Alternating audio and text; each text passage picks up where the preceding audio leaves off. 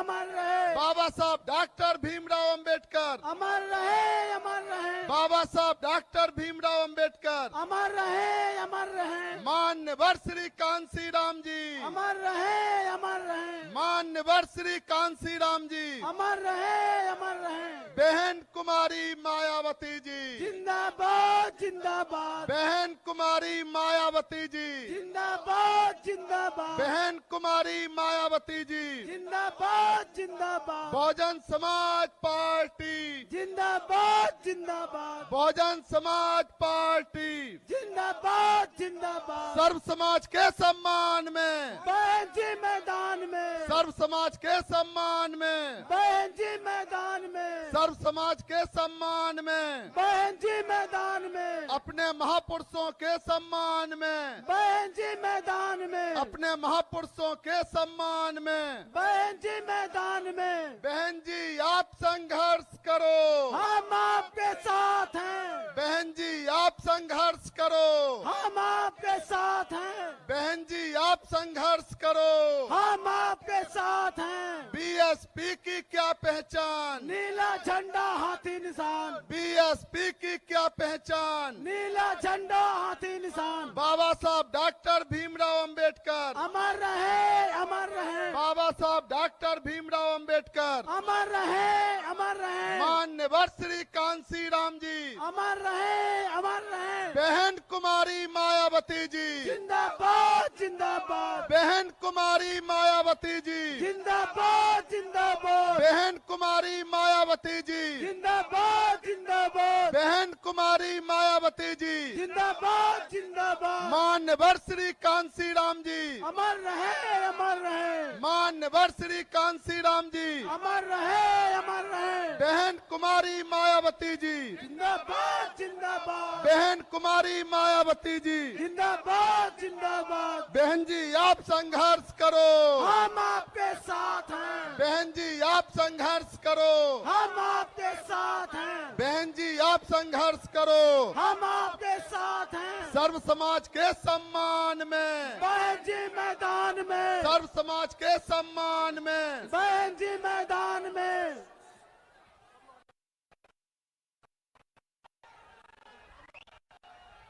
साथियों, बीएसपी की राष्ट्रीय अध्यक्ष व यूपी की पूर्व मुख्यमंत्री एवं पूर्व सांसद आदरणीय बहन कुमारी मायावती जी अब हमारे बीच में मान्यवर श्री कांसी राम जी को अपने श्रद्धा सुमन अर्पित करने के लिए यहाँ स्मारक स्थल पर पहुँच चुकी हैं। उसके लिए सबसे पहले मैं आप सभी की तरफ से उनका आभार प्रकट करता हूं और अब आदरणीय बहन जी मान्यवर श्री कांसी राम जी को अपने श्रद्धा सुमन अर्पित करें। लेकिन उससे पहले हम यह चाहेंगे कि बहन जी उनके सम्मान में हमें जरूर कुछ दिशा निर्देश दें। आदरणीय बहन जी।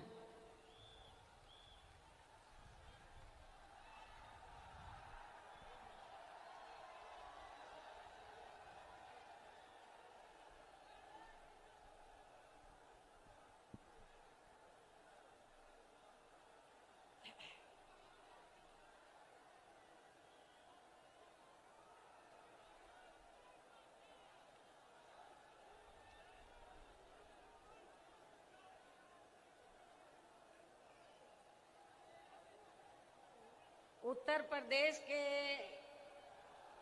कोने कोने से आए हुए बीएसपी के सभी छोटे बड़े पदाधिकारियों एवं कार्यकर्तागण, जैसा कि आप लोगों को ये विदित है कि आज दिनांक 9 अक्टूबर को बीएसपी के जन्मदाता एवं संस्थापक मान्यवर श्री कांशीराम जी की पुण्यतिथि है, जिन्होंने अपनी पूरी जिंदगी अपने संतों गुरुओं व महापुरुषों में भी विशेषकर परम पूज्य बाबा साहब डॉक्टर भीमराव अंबेडकर के बताए हुए रास्तों पर चलकर देश के करोड़ों दलितों, आदिवासियों, पिछड़े वर्गों, धार्मिक अल्पसंख्यकों तथा अन्य उपेक्षित वर्गों के लोगों को भी अपने पैरों पर खड़ा करने के लिए समर्पित की है। अब वो हमारे बीच में नहीं रहे हैं। ऐसे महान व्यक्तित्व को आज मैं उनकी पुण्यतिथि पर अपनी व उत्तर प्रदेश सहित पूरे देश में पार्टी से जुड़े सभी लोगों की तरफ से भी पूरे तहे दिल से इनको श्रद्धा सुमन अर्पित करती हूँ तथा नमन भी करती हूँ। साथ ही यूपी व देश के अन्य राज्यों में भी इनके अपार अनुयायी जिस भी रूप में आज इनकी पुण्यतिथि का कार्यक्रम आयोजित करके इनको अपने श्रद्धा सुमन अर्पित कर रहे हैं, उनका भी मैं अपनी व पार्टी की ओर से आभार प्रकट करती हूँ। और अब मैं इस मौके पर आप लोगों का ध्यान खासकर यूपी, उत्तराखंड व पंजाब स्टेट में कुछ ही महीनों के अंदर एक साथ होने वाले विधानसभा चुनाव को विशेष ध्यान में रखकर कुछ जरूरी बातों की तरफ दिलाना चाहती हूँ। जिन इन तीनों राज्यों में हमारी पार्टी पूरी तैयारी व दमदारी के साथ ये चुनाव लड़ रही है, जिसे मद्देनजर रखते हुए अब मैं सबसे पहले कमजोर एवं उपेक्षित वर्गों के लोगों को ये कहना जरूरी समझती हूँ कि बाबा साहब डॉक्टर भीमराव अंबेडकर ने भारतीय संविधान के बनने के बाद विशेषकर इन वर्गों के लोगों को ये कहा था कि मैंने काफी संघर्ष एवं अथक प्रयासों से अपने इन वर्गों के लोगों को जिंदगी के हर पहलू में आगे बढ़ने के लिए भारतीय संविधान में कानूनी अधिकार तो जरूर दिला दिए हैं, लेकिन उनका सही व पूरा लाभ लेने के लिए इन्हें केंद्र में ही बल्कि 4 बार सरकार बनाने का मौका मिला है। और इस दौरान वैसे तो हमने यहाँ सर्व समाज के हितों का पूरा ध्यान रखा है, लेकिन सभी मामलों में प्राथमिकता पहले हमने यहाँ सर्व समाज में से उन गरीब, कमजोर एवं उपेक्षित वर्गों के लोगों को दी है, जिनकी यहाँ जातिवादी, संकीर्ण व पूंजीवादी मानसिकता रखने वाली पार्टियों की रही सरकारों में काफी ज्यादा उपेक्षा की गई है। साथ ही इनकी सरकारों में उपेक्षित रहे अपने सभी संतों, गुरुओं व महापुरुषों आदि को भी हमने पूरा आदर सम्मान दिया है।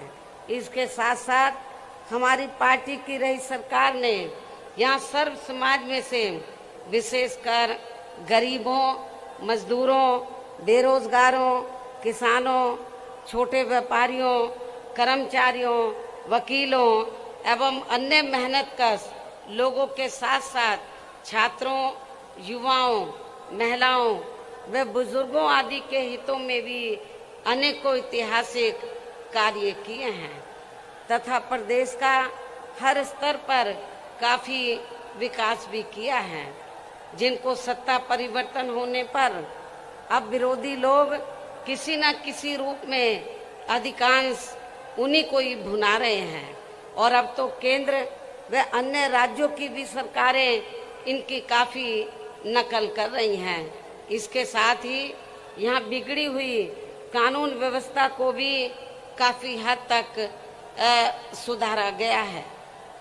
इतना ही नहीं बल्कि जब यूपी में सन 2007 में पहली बार यहाँ बीएसपी की अकेले ही पूर्ण बहुमत की सरकार बनी थी, तो तब फिर हमने यहाँ प्रदेश व यहाँ की आम जनता का काफी युद्ध स्तर पर चौतरफा विकास व उद्धार आदि किया था। यहाँ बेहतरीन कानून व्यवस्था भी दी थी, जिसकी पूरे देश में काफी सराहना भी की गई थी।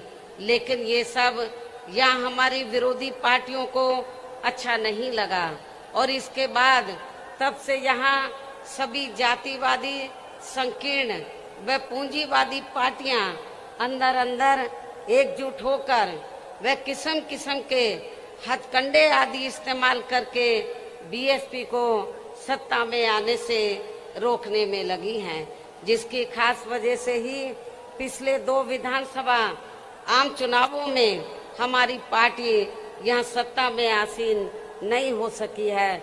लेकिन इस दौरान चाहे यहाँ सपा सत्ता में रही हो या बीजेपी सत्ता में आसीन है, किंतु यहाँ की जनता इन दोनों सरकारों में काफी ज्यादा दुखी रही है, ये भी सर्वविदित है।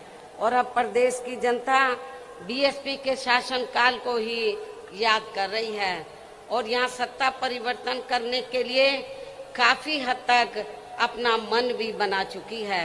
और ऐसे में अब इस बार यहाँ बीएसपी की सरकार बनना लगभग तय है, जिसके लिए पार्टी के लोगों को अभी से ही यहाँ सभी विरोधी पार्टियों के साम दाम दंड भेद आदि हथकंडों से भी जरूर सावधान रहना है। हालांकि अभी तक इन्होंने जिन जिन हथकंडों को भी इस्तेमाल किया है तो उनके बारे में मैं पार्टी के लोगों को समय समय पर काफी हद तक सजग भी करती रही हूँ, किंतु फिर भी इस संबंध में सावधानी के तौर पर यहाँ मैं आप लोगों को ये कहना जरूरी समझती हूँ कि यहाँ प्रदेश में कुछ ऐसी भी छोटी छोटी पार्टियां व संगठन आदि हैं जो अकेले या फिर गठबंधन करके भी ये चुनाव लड़ सकते हैं, जिनका मकसद कोई चुनाव जीतना नहीं होता है, बल्कि अपने स्वार्थ में पर्दे के पीछे से खासकर सत्ताधारी पार्टी को फायदा पहुंचाने के लिए ही होता है। और फिर ये लोग उन्हीं के हिसाब से अपने उम्मीदवार भी चुनाव में खड़ा करते हैं।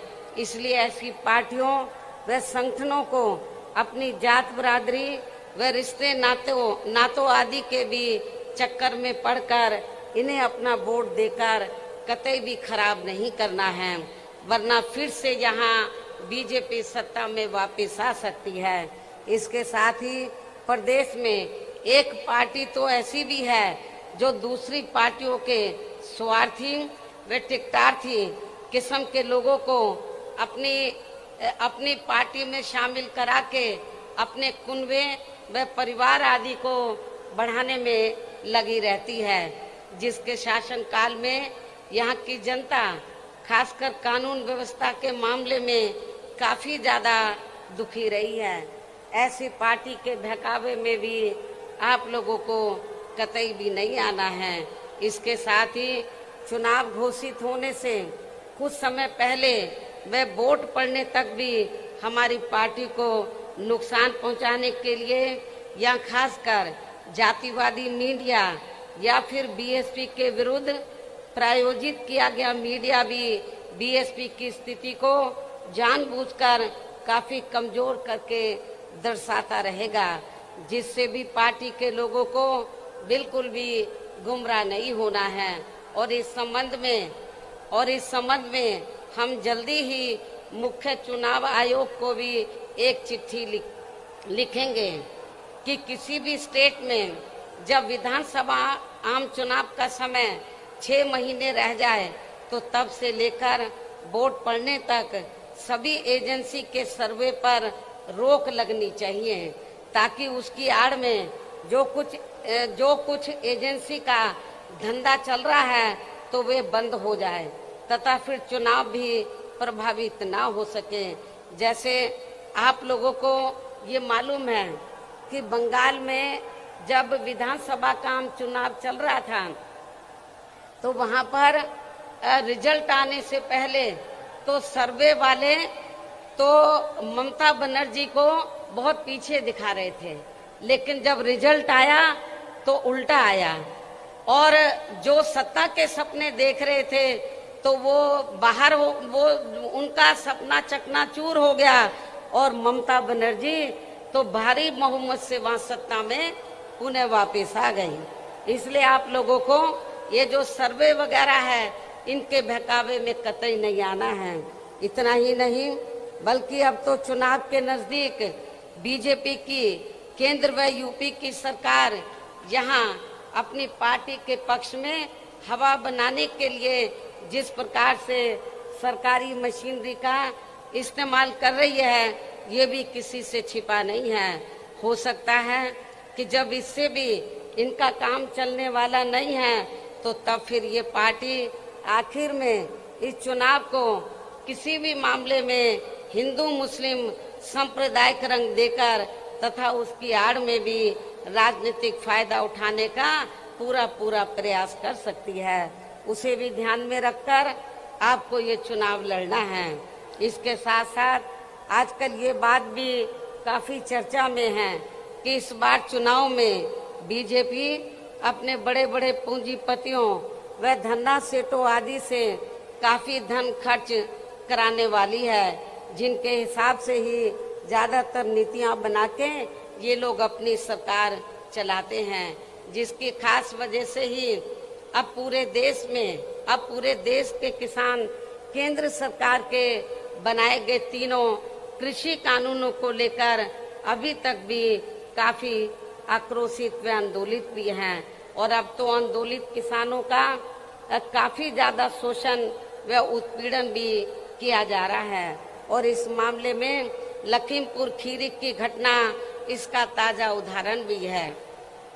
इसके अलावा अब ये पार्टी चुनाव घोषित होने के नजदीक व चुनाव के दौरान भी यहाँ खासकर कोरोना नियमों की आड़ में हमारी पार्टी के लोगों को भी काफी परेशान कर सकती है, जिसे भी ध्यान में रखकर पार्टी के लोगों को इस चुनाव में कोरोना नियमों का जरूर पालन करते रहना है। वैसे भी इस मामले में अभी सावधानी बरतते रहना ही आपके स्वास्थ्य व पार्टी के भी हित में बहुत जरूरी है। इसके साथ ही इस संदर्भ में सावधानी के तौर पर यहाँ मैं आप लोगों को ये भी कहना चाहती हूँ कि आजादी के बाद देश के अन्य राज्यों की तरह यहाँ आपके यूपी में भी काफी वर्षों तक ज्यादातर कांग्रेस पार्टी ही सत्ता में आसीन रही है। यही स्थिति केंद्र में भी थी, लेकिन कांग्रेस पार्टी की जातिवादी व पूंजीवादी सोच होने के कारण उस समय कांग्रेस पार्टी की रही सरकार में सभी जाति व धर्मों में से जो लोग अपने खुद के इस प्रदेश में रोटी रोजी नहीं मिलने के कारण उसकी तलाश में व मजबूरी में यहाँ से बड़ी संख्या में अपनी रोटी रोजी के लिए पलायन करके दूसरे राज्यों में चले गए थे। तो उनमें से इस बार अधिकांश लोग कोरोना काल में वहां से पलायन करके फिर से अपने खुद के प्रदेश यूपी में वापस आ गए थे। और लगभग यही स्थिति कुछ और राज्यों में भी हमें देखने के लिए मिली है, किंतु इनके लिए यूपी में भी आकर अति दुख की बात ये रही कि यूपी की वर्तमान भाजपा सरकार ने ना तो इनकी रोजमर्रा की जरूरतों को पूरा किया तथा ना ही इनको रोटी रोजी के साधन देकर इन्हें यहाँ स्थापित करने का भी कोई प्रयास किया है, जिससे दुखी होकर तब ये लोग यूपी से लॉकडाउन के हटते ही यहाँ से पुनः पलायन करके अपनी रोटी रोजी के लिए फिर से दूसरे राज्यों में वापिस चले गए। इसके साथ ही यहाँ अति दुख की बात ये भी रही कि उस समय यूपी में कोरोना से जिन लोगों की मृत्यु हो गई थी तो उनके दाह संस्कार के लिए भी यहाँ की भाजपा सरकार ने लकड़ी तक का भी कोई उचित प्रबंध नहीं किया था, जिसके कारण फिर बड़ी संख्या में इनके शव यहाँ गंगा यमुना नदी नालों आदि में बहते हुए हमें नजर आए हैं। इससे इनके संस्कारों का भी काफी कुछ पता चलता है। इतना ही नहीं बल्कि उस दौरान इनके प्रति अन्य पार्टियों का भी रवैया लगभग एक जैसा ही हमें देखने के लिए मिला है। और इस मामले में वैसे आप लोगों को ये मालूम है कि खासकर यूपी व बिहार के जो गरीब एवं बेरोजगार लोग अपनी रोटी रोजी के लिए बड़ी संख्या में दिल्ली व महाराष्ट्र के मुंबई में जाकर बस गए थे, तो ये लोग कोरोना काल में वहाँ की सरकारों की रही अनदेखी की वजह से ज्यादातर पलायन करके वापस अपने मूल प्रदेश यूपी व बिहार में आ गए थे।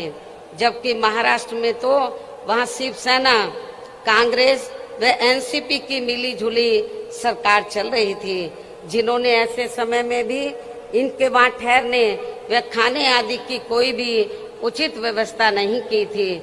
और अब इन पार्टियों के लोग यहाँ यूपी में होने वाले विधानसभा चुनाव में अपने वोट की खातिर किस्म किस्म की लंबी चौड़ी बातें कर रहे हैं। इसके साथ साथ उस समय ओबीसी की पार्टी ने भी यहाँ यूपी में आकर ऐसे आए हुए लोगों में से अपने खुद के मुस्लिम भाइयों की भी कोई मदद नहीं की थी, जो अब यहाँ आकर खासकर मुसलमानों का वोट लेने के लिए काफी बड़ी बड़ी बात कर रहे हैं। और इस मामले में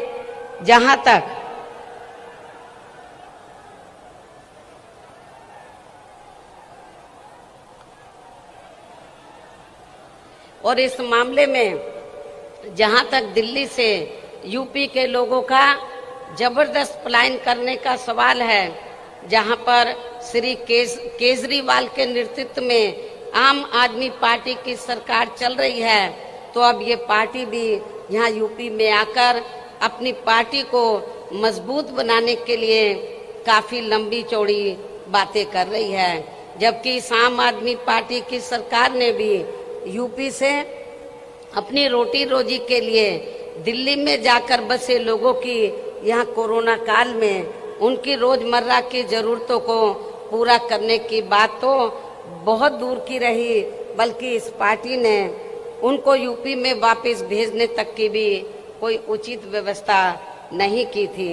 लेकिन सोचने की बात यह है कि अब यही आम आदमी पार्टी यहाँ यूपी में होने वाले विधानसभा चुनाव में अपनी पार्टी के लिए यहाँ के लोगों से उनका सहयोग व समर्थन आदि मांग रही है, जिसका यूपी के लोगों को अब इसी चुनाव में इनको यहाँ सबक सिखाना बहुत जरूरी है।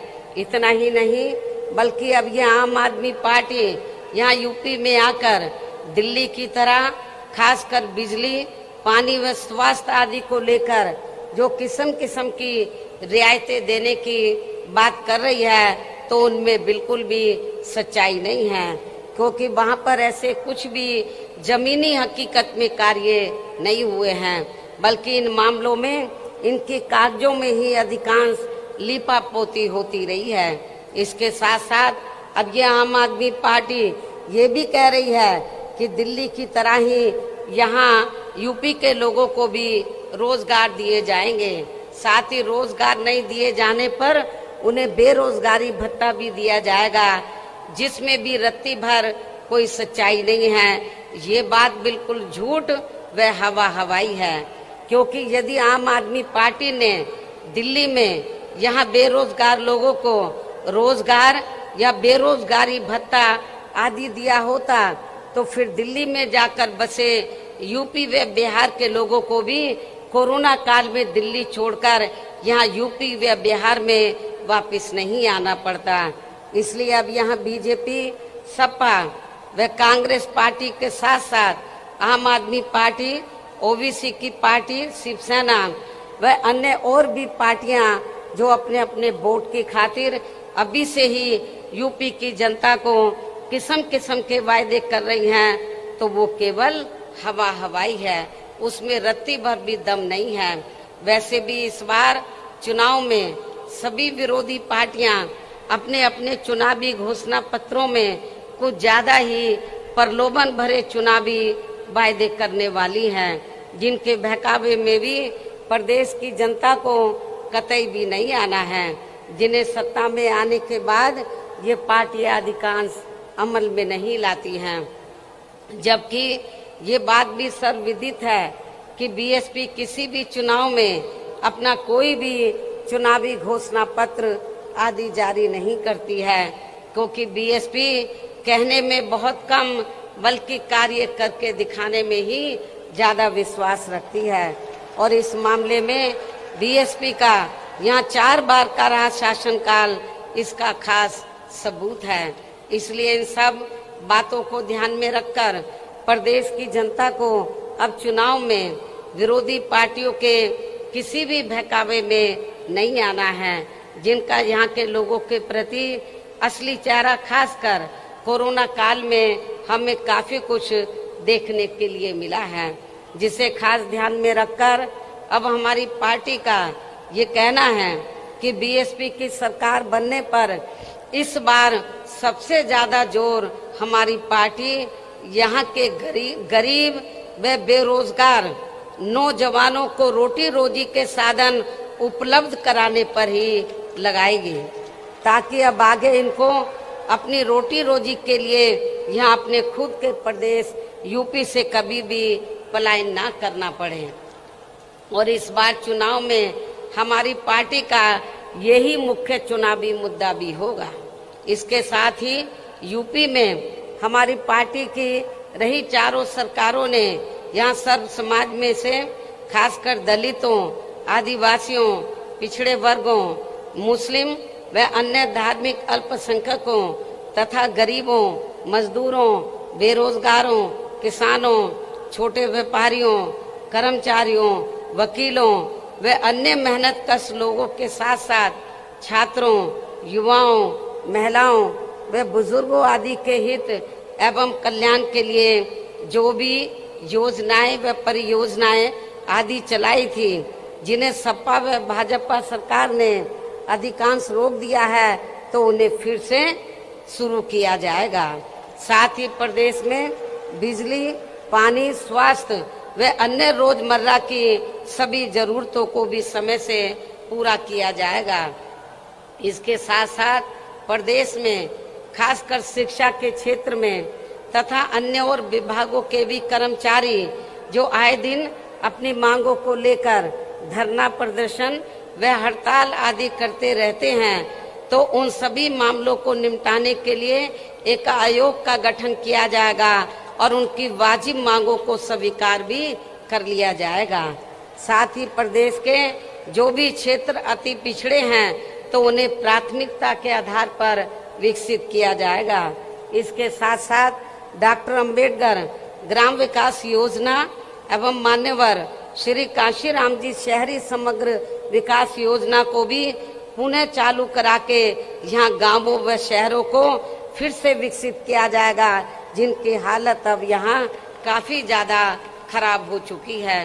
प्रदेश में अयोध्या, वाराणसी, मथुरा व अन्य सभी धार्मिक स्थलों पर लोगों की सुविधा के लिए बीएसपी की सरकार के पद चिन्हों पर चलकर वर्तमान भाजपा सरकार ने अभी तक जो भी कार्य शुरू किए हैं, तो वे अभी पूरे नहीं हुए हैं, तो उन्हें बदले की भावना से रोका नहीं जाएगा बल्कि पूरा कराया जाएगा। इसके अलावा प्रदेश में सरकार बनने पर पहले नए हॉस्पिटल, मेडिकल कॉलेज एवं शिक्षण संस्थान आदि नहीं बनाए जाएंगे, बल्कि पहले से जो बने हैं, जिनकी काफी दयनीय हालत हमें कोरोना काल में देखने के लिए मिली है, तो उन्हें पहले सुधारा जाएगा। इसी प्रकार प्रदेश में सड़कें व पुल आदि भी नए बनाने से पहले यहाँ पुरानी सड़कों व पुलों आदि को ही ठीक किया जाएगा, ताकि कोई जनहानि न हो सके। साथ ही प्रदेश के विकास व जनहित में केंद्र एवं स्टेट की अभी तक जो भी सही योजनाएं चल रही हैं, तो उन्हें विरोधी पार्टियों की तरह बदले की भावना से रोका नहीं जाएगा। इसके साथ ही सपा व भाजपा सरकार की तरह दूसरी सरकारों के किए गए कार्यों के नाम बदलकर ये भी नाटक नहीं किया जाएगा। कहने का तात्पर्य ये है कि प्रदेश में सपा व भाजपा सरकार के सभी कार्यों की ईमानदारी से समीक्षा की जाएगी। जो कार्य सही व जनहित में हैं तो उन्हें जरूर आगे बढ़ाया जाएगा, अर्थात रोका नहीं जाएगा। इसके अलावा मेरी सरकार में वर्तमान भाजपा सरकार की तरह कानून व्यवस्था का सुधार केवल कागजों व मीडिया आदि में नहीं बल्कि जमीन पर ही लोगों को हकीकत में होता हुआ नजर आएगा। खासकर सपा सरकार में जो गुंडे, बदमाश व माफिया आदि खुलेआम जनता का शोषण व उत्पीड़न आदि करते हैं तो वे मेरी सरकार में आपको जेल के बाहर नहीं बल्कि जेल की सलाखों के अंदर ही नजर आएंगे, जहां उनकी असली जगह होनी चाहिए। इस प्रकार से प्रदेश में सर्वजन हिताय व सर्वजन सुखाय के लिए जहां हर स्तर पर प्रदेश की पूरी तस्वीर बदल दी जाएगी। इतना ही नहीं बल्कि आज मैंने प्रदेश व आम जनहित में जो कुछ भी कहा है और इससे पहले पिछले महीने दिनांक 7 सितंबर को प्रबुद्ध वर्ग के हुए समापन कार्यक्रम के दौरान भी जो कुछ भी कहा है तो ये सभी कार्य यहाँ बीएसपी की सरकार बनने पर बिना पक्षपात एवं भेदभाव आदि के ही समय से पूरे किए जाएंगे। और इस मामले में विशेषकर किसानों, गरीब व कमजोर एवं असहाय लोगों की तथा यहाँ सर्व समाज में से बेरोजगार लोगों की भी समस्याओं को दूर करने की तरफ विशेष ध्यान दिया जाएगा। साथ ही सर्व समाज में से ब्राह्मण समाज की भी सुरक्षा, सम्मान एवं तरक्की आदि के साथ साथ यहाँ धार्मिक अल्पसंख्यक समाज में से मुस्लिम समाज के भी विकास एवं उत्थान व उनके जान माल आदि की सुरक्षा को भी लेकर पार्टी ने अभी तक जो कुछ भी कहा है तो उन पर हमारी सरकार द्वारा पूरी ईमानदारी व निष्ठा से जमीनी हकीकत में कार्य किया जाएगा तथा यहाँ की जनता को किसी भी मामले में निराश नहीं होने दिया जाएगा। वैसे भी बीएसपी किसी भी मामले में, मैं फिर इस बात को दोहराती हूँ कि वैसे भी बीएसपी किसी भी मामले में जो कहती है तो उस पर सही से अमल भी करके दिखाती है। यही बीएसपी की खास पहचान भी है। लेकिन इस मामले में सावधानी के तौर पर यहाँ मैं ये भी कहना चाहूँगी कि यदि यूपी की वर्तमान भाजपा सरकार ने यहाँ की जनता के प्रति अपनी जिम्मेवारी को पूरी ईमानदारी व निष्ठा से निभाया होता तो अब यहाँ विधानसभा के आम चुनाव होने के नजदीक यूपी की सरकार के साथ साथ माननीय प्रधानमंत्री जी व अन्य और केंद्रीय मंत्रियों एवं नेताओं आदि को भी यूपी की जनता को लुभाने के लिए अब यहाँ थोक के भाव में ताबड़तोड़ शिलान्यास, घोषणाएं व कच्चे कार्यों का भी उद्घाटन आदि नहीं करना पड़ता।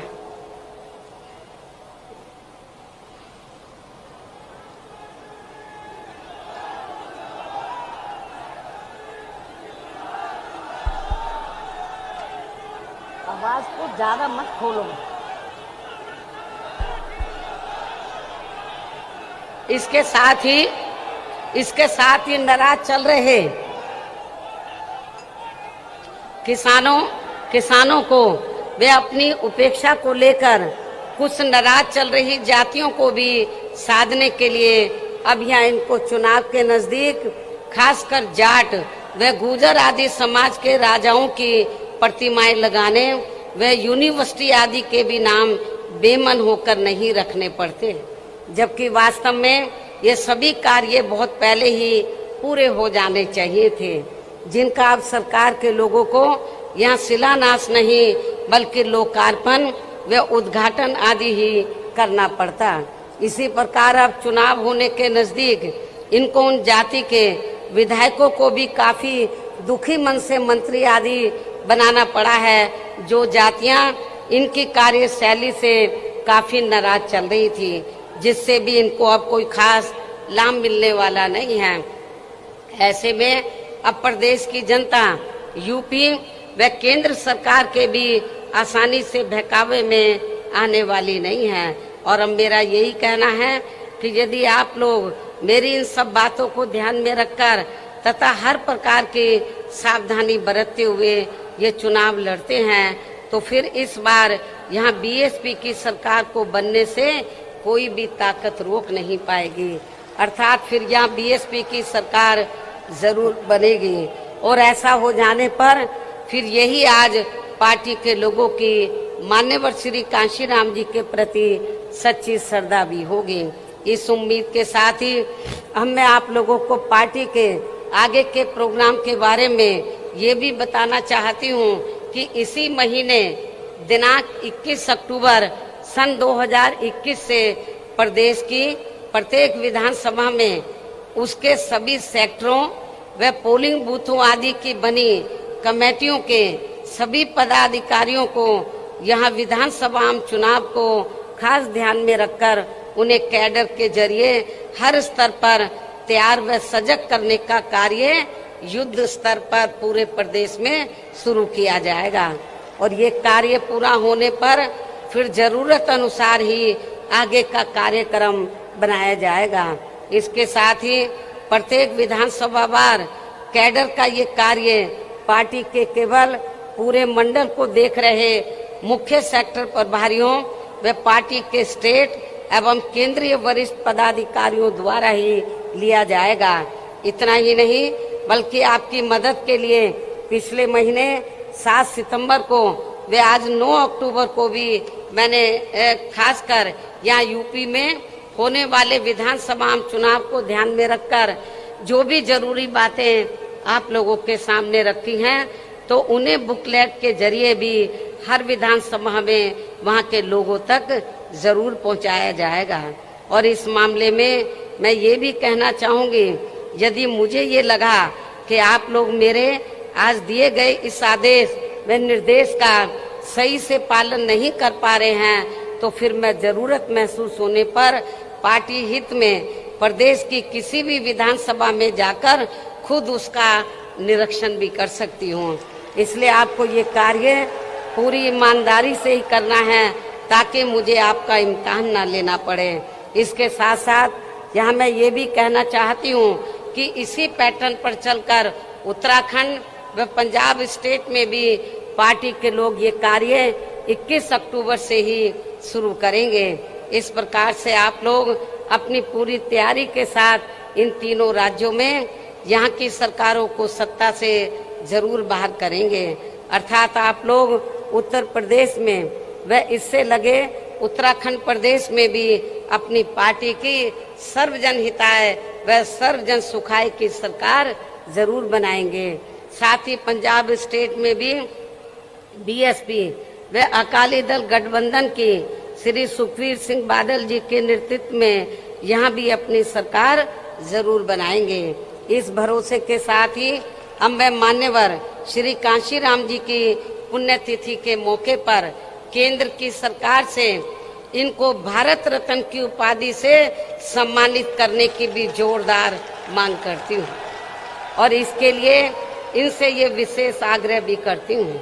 हालांकि इस मामले में हमें ये मालूम है कि केंद्र में कोई भी जातिवादी सरकार जल्दी से हमारे दलित वर्ग के महान व्यक्तित्व को इस उपाधि से सम्मानित करने वाली नहीं है। और इस संदर्भ में बाबा साहब डॉक्टर भीमराव अंबेडकर का खास उदाहरण आप लोगों के सामने है।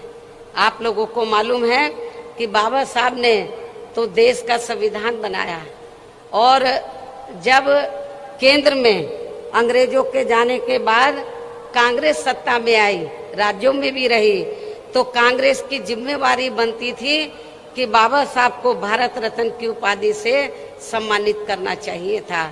लेकिन कांग्रेस की केंद्र की सरकार ने बाबा साहब को भारत रत्न की उपाधि से सम्मानित नहीं किया और नतीजा क्या हुआ, हमारे लोग इसके लिए काफी संघर्ष करते रहे लेकिन सफलता नहीं मिली क्योंकि कांग्रेस पार्टी नहीं चाहती थी कि दलितों को और खासकर बाबा साहब को ये सम्मान मिले।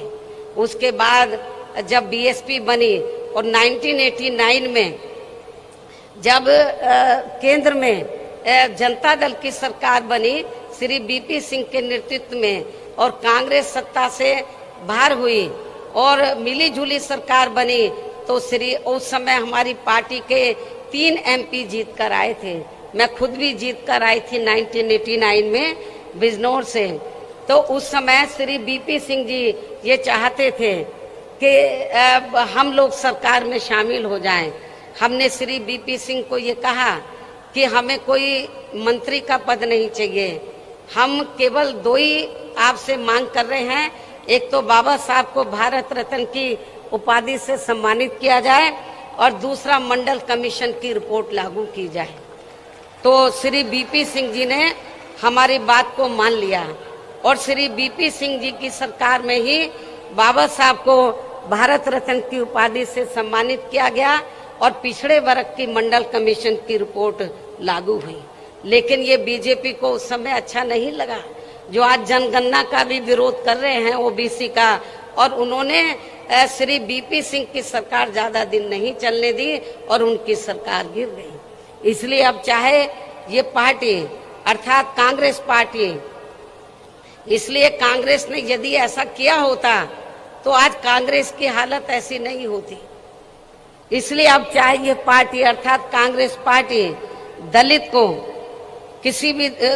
को किसी भी स्टेट का मुख्यमंत्री व देश का प्रधानमंत्री तथा पार्टी का हेड भी क्यों ना बना दे, तो भी दलित वर्ग के लोग बाबा साहब का ये अपमान भूलने वाले नहीं हैं।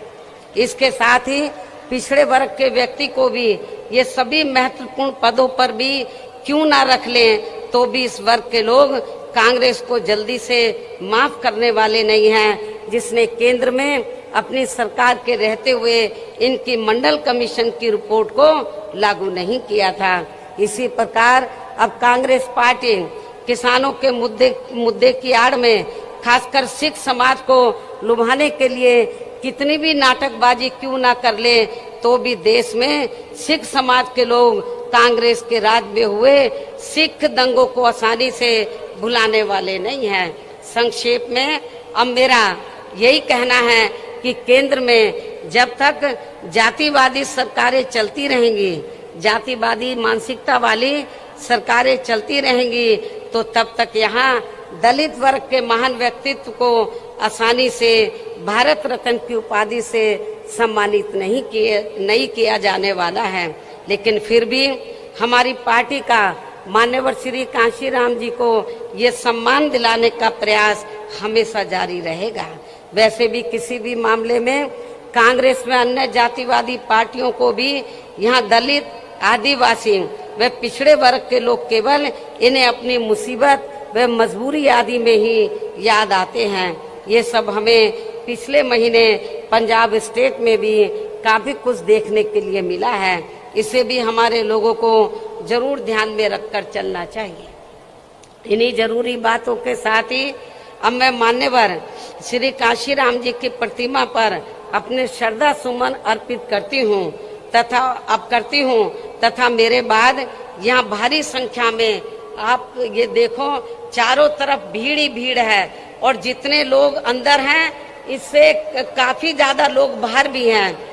तो आप लोग अपने खुद के साधनों से चलकर, तो कल से आप लोग इधर आए हुए हैं, आपको जब मालूम पड़ा कि मान्यवर श्री कांशीराम जी की पुण्यतिथि के मौके पर मैं खुद यहाँ पर स्मारक स्थल पर पहुँचने वाली हूँ, तो मेरे मना करने के बावजूद भी आप लोग नहीं रुके और बड़े पैमाने पर आप लोग यहाँ पर लाखों की संख्या में इधर पहुँचे हैं।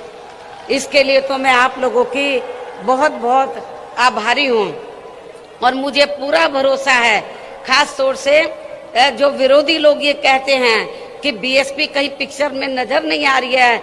मेरे ख्याल अभी तक पिछले कई महीनों में जितने प्रोग्राम कांग्रेस ने, सपा ने, बीजेपी ने किए हैं, जितनी भीड़ उनके प्रोग्राम में अभी तक आई है उससे कई गुना भीड़ आज बीएसपी के अकेले एक प्रोग्राम में आप लोगों को देखने के लिए मिल रही है, मीडिया को देखने के लिए मिल रही है।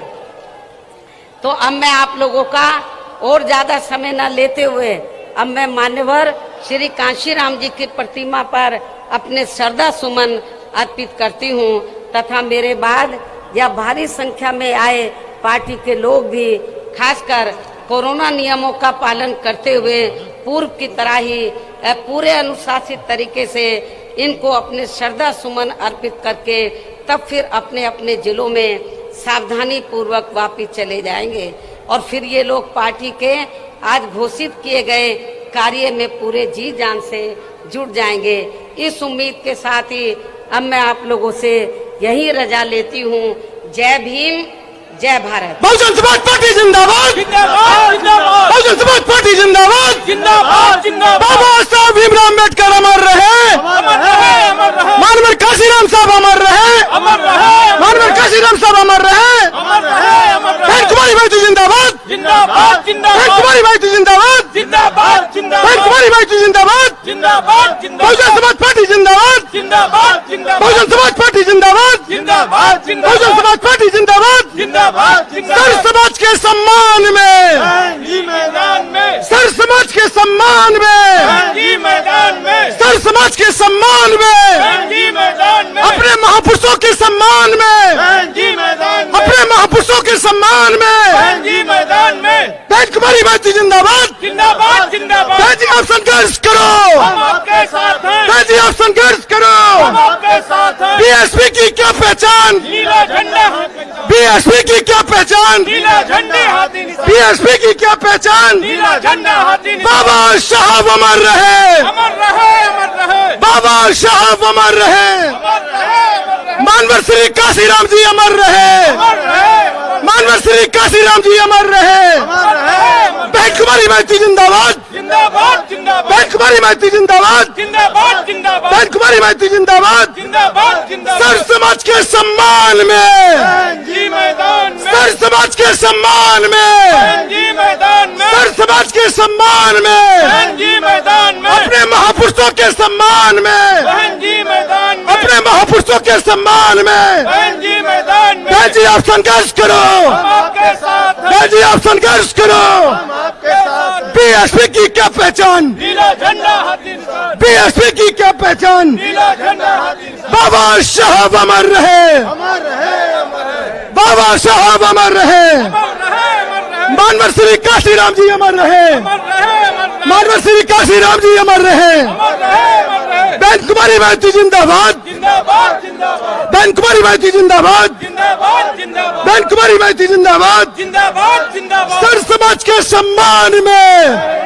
मैदान में, सर समाज के सम्मान में जी मैदान में, सर समाज के सम्मान में जी मैदान में, अपने महापुरुषों के सम्मान में जी मैदान में, अपने महापुरुषों के सम्मान में जी मैदान में। बहन जी आप संघर्ष करो, हम आपके साथ। बहन जी आप संघर्ष करो, बहन जी आप आगे बढ़ो, हम आपके साथ। बहन जी आप संघर्ष करो, हम आपके साथ हैं। बीएसपी की क्या पहचान, नीला झंडा हाथी निशान। बीएसपी की क्या पहचान, नीला झंडा हाथी निशान। बीएसपी की क्या पहचान, नीला झंडा हाथी निशान। बाबा साहब अमर रहे, अमर रहे, अमर रहे। बाबा साहब अमर रहे, मानवर श्री काशीराम जी अमर रहे, मानवर श्री काशीराम जी अमर रहे। बहन कुमारी भाई जिंदाबाद जिंदाबाद जिंदाबाद। बहन कुमारी भाई जिंदाबाद जिंदाबाद जिंदाबाद। बहुजन समाज पार्टी जिंदाबाद जिंदाबाद जिंदाबाद। बहुजन समाज पार्टी जिंदाबाद जिंदाबाद जिंदाबाद। सर समाज के सम्मान में, सर समाज के सम्मान में, सर समाज के सम्मान में, अपने महापुरुषों के सम्मान में, अपने महापुरुषों के सम्मान में। बहन जी आप संघर्ष करो, आपके साथ हैं। बहन जी आप संघर्ष करो, आपके साथ हैं। बहन जी आप आगे बढ़ो, हम आपके साथ हैं। बीएसपी की क्या पहचान, नीला झंडा हाथी निशान। बीएसपी की क्या पहचान, नीला झंडा हाथी निशान। बीएसपी की क्या पहचान, नीला झंडा हाथी निशान। बाबा साहब अमर रहे, अमर रहे, अमर रहे। बाबा साहब अमर रहे, अमर रहे, अमर रहे। मानवर श्री काशीराम जी अमर रहे, अमर रहे, अमर रहे। सर समाज के सम्मान में बहन कुमारी माइती जिंदाबाद जिंदाबाद जिंदाबाद। बहन कुमारी माइती जिंदाबाद जिंदाबाद। बहन कुमारी माइती जिंदाबाद। नमो तस्स भगवतो अरहतो सम्मा सम्बुद्धस्स नमो तस् भगवतो अरहतो सम्मा सम्बुद्धस्स नमो तस् भगवतो अरहतो सम्मा सम्बुद्धस्स इति पिसो भगवा अरहं सम्मा सम्बुद्धो विद्याचरण संपन्नो सुगतो लोकविदु अनुत्तरो पुरुषोत्तम सारथि सत्ता देव मनुष्य बुद्धो भगवती स्वाखातो भगवता धम्मो सन्दिठिको एहि पस्सिको ओपनैको पच्चतं वेदितं वो भियो हि ते सुपटिपन्नो भगवतो उजुपटिपन्नो भगवतो सावक संगो यायपटिपन्नो भगवतो सावक संगो सामीचिपटिपन्नो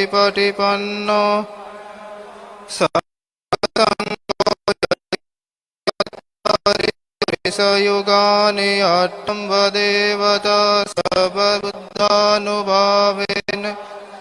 सौते भव